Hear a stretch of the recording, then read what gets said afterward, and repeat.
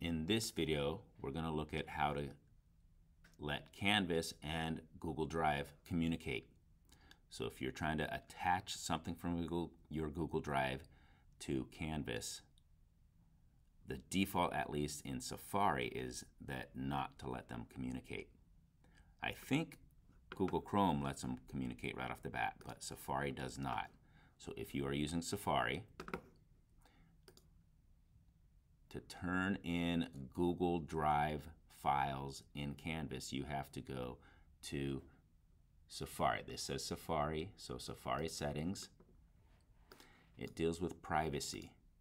This guy right here, prevent cross-site tracking. That means do not let two different websites talk. Turn that off.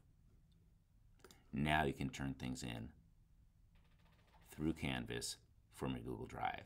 Just easily link it.